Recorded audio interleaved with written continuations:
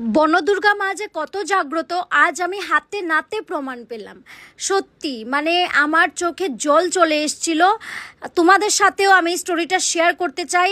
High, this is মাহিয়েস ধর, welcome to my blog. আশা করি সবাই খুব ভালো আছো, আমিও খুব ভালো আছি।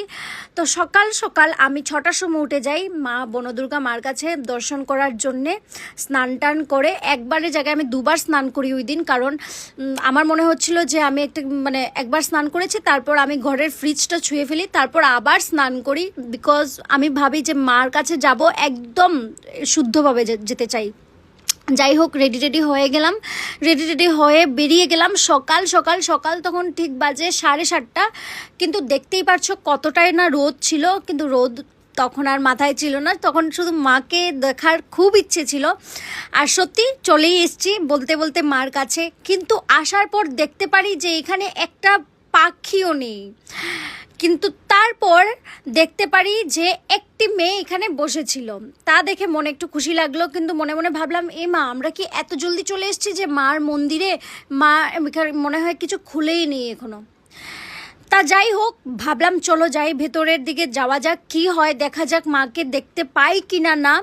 কিন্তু ফাইনালি হলো না।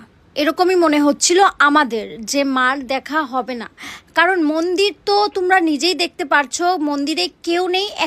একজন আঙ্কেল এখানে দাঁড়িয়েছিলেন, আর মনে হচ্ছে ওই মেয়েটা আর আঙ্কেলটা একসাথেই এসছেন মনে হচ্ছে, আমি ঠিক বলতে পারছি না। কিন্তু আর কেউ ছিল না এখানে, আর কেউ ছিল না। একটু ভাবছিলাম তাহলে কি আমাদের ওয়েট করতে হবে, কিন্তু আমার কাছে সময় খুবই কম ছিল।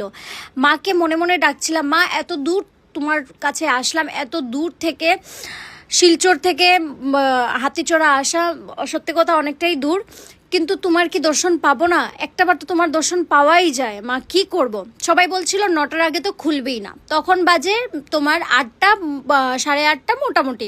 ওরা বলছিল 9টা 9:30 আগে খুলবে না। কি করব বুঝতে পারছি না। হঠাৎ করে দেখতে পারি ওরা বলছে প্রত্যেক দিন 9টার সময়ই আসে। আমি ভাবলাম, এ বাবা, এখন কি করি? হঠাৎ করে দেখতে পারি যে মন্দিরটা খুলেন উনি এত জলদি চলে এসছেন। আর আসার পরে সবচেয়ে প্রথম মাকে আমি দর্শন করি ওই দিন, আর মাও আমাকেই দর্শন করে ওই দিন। ভক্ত হিসাবে আমি মাকে দেখা দিই প্রথম, এই দিনে।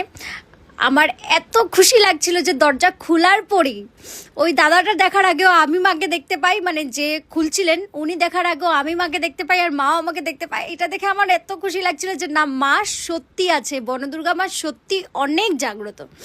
আমি তো সাজেস্ট করব, আমি জানি যে শিলচরের সবাই যায়, শুধু শিলচর না, অনেক বাইরের থেকে যারা আছে সবাই যায়। আর সত্যি